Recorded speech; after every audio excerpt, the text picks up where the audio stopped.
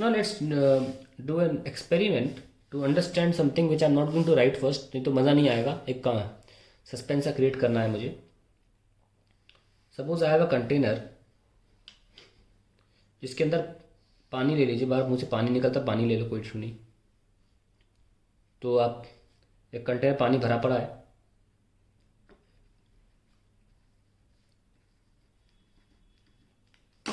उसमें आपने एक पॉलीथीन, जिसमें आप जो हल्की होती है बहुत, पॉलीथीन में पानी भर के डाल दिया. वही पानी,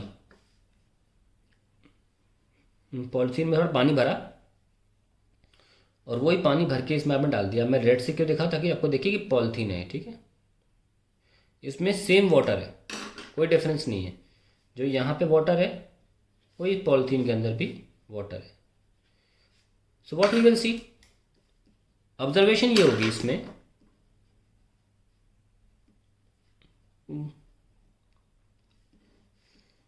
the polythene filled with water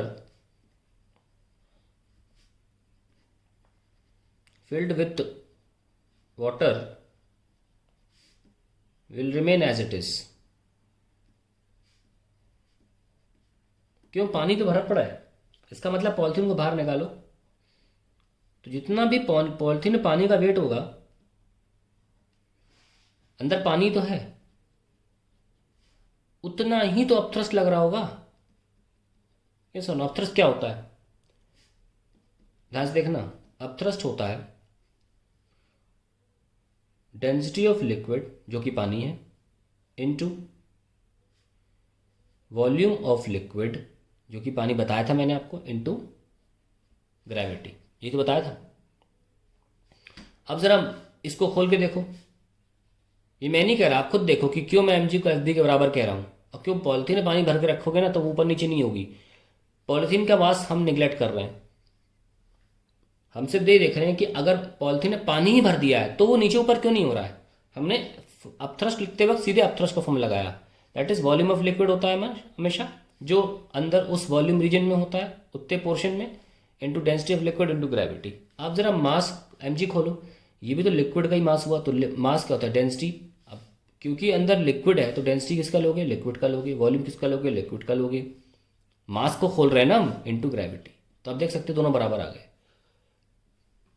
yes और नो. ना अब मैं एक्सपेरिमेंट चेंज कर रहा हूं. अब मान लीजिए मैं ढूंढ के लाऊं बिल्कुल इसी शेप का एक ऑब्जेक्ट, बिल्कुल इसी शेप का ऑब्जेक्ट. अब वो सॉलिड ऑब्जेक्ट है, वो सॉलिड ऑब्जेक्ट है, पर वो लिक्विड नहीं है.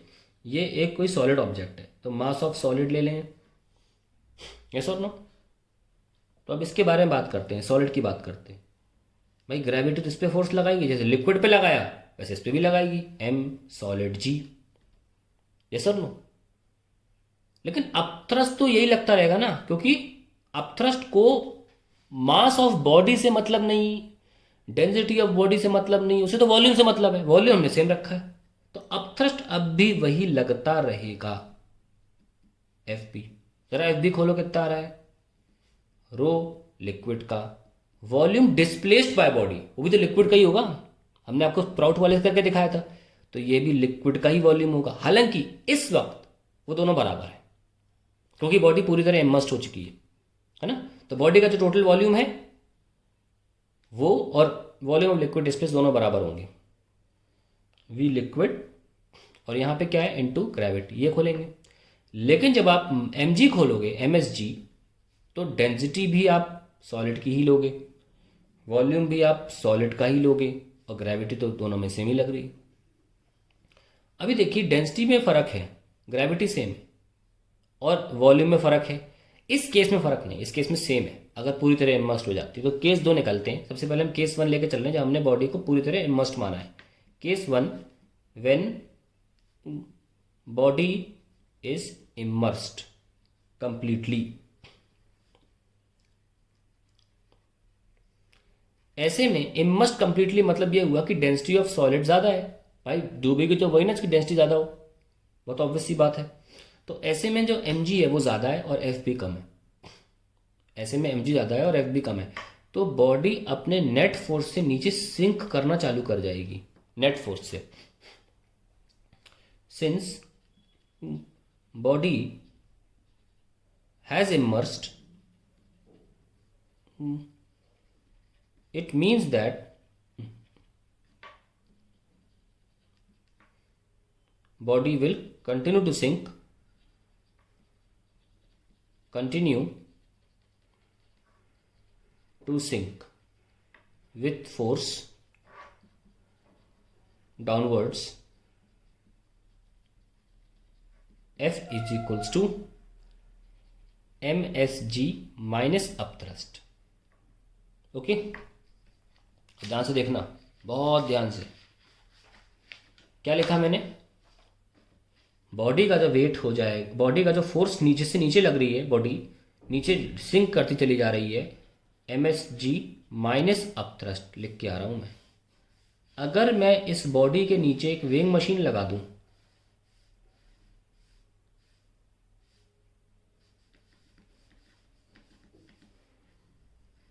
ये वेइंग मशीन लगा दी बॉडी के नीचे मैंने, तो वेइंग मशीन क्या मेजर करती है? Reaction.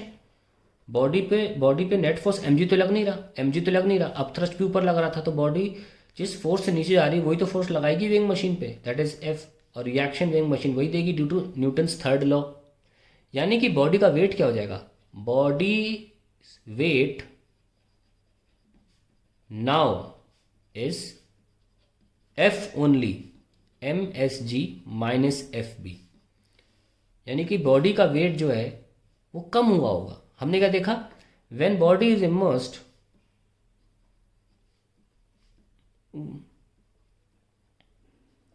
Its weight decreased bye an amount called upthrust. हमने क्लियरली देखा कि बॉडी का वेट FB क्वांटिटी से घटा है, यस और नो? यानी कि व्हेन अ बॉडी, इसका रिजल्ट लिखना, क्या लिख रहा हूं? When a body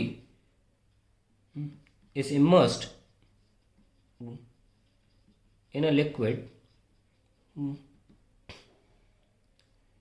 N upthrust acts on the body. देखा, दिख रहा है आपको? अपथ्रस्ट एक्ट कर रहा है, upthrust FB acts on the body which is equal to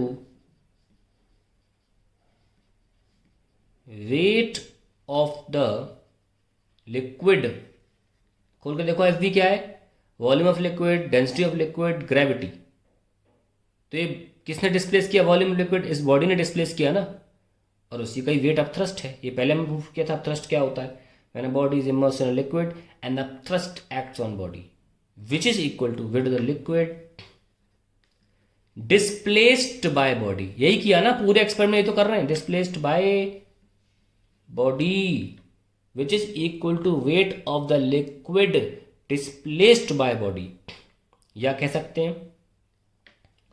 और क्या, कहां से शुरू करें? When a body is immersed in a liquid and upthrust acts on the body which is equal to weight of the liquid displaced body or loss in weight of body। ये भी तो बोल सकते हैं, लॉस इन वेट हुआ ना body में, FB करके, loss in weight of body.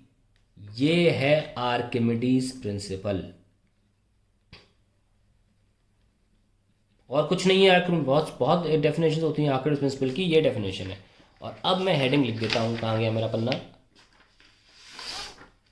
That is what I was teaching you, Archimedes principle।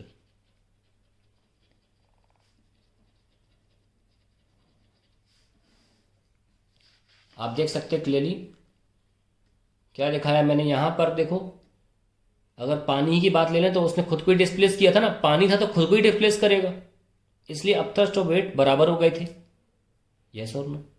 जब मैं सॉलिड डाला, सॉलिड ने जितना डिस्प्लेस किया उतना ही तो मास, उतना ही तो FB लग रहा होगा बॉडी पे, कितना अपने वॉल्यूम के बार डिस्प्लेस किया। कोई केस में हमने क्या लिया था?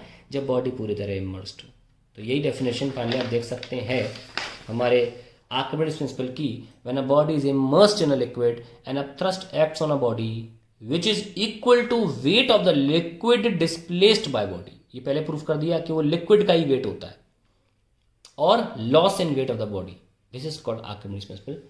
Body has undergone some loss by how much amount? Upthrust. तो अपथ्रस्ट का एक बहुत इंपॉर्टेंट चीज लिख लें कि अपथ्रस्ट का मेन कथन लिख लें कि अपथ्रस्ट होता क्या है, लॉस इन वेट। इस एक डेफिनेशन से बहुत क्वेश्चन बन जाते हैं। अपथ्रस्ट होता है लॉस इन वेट।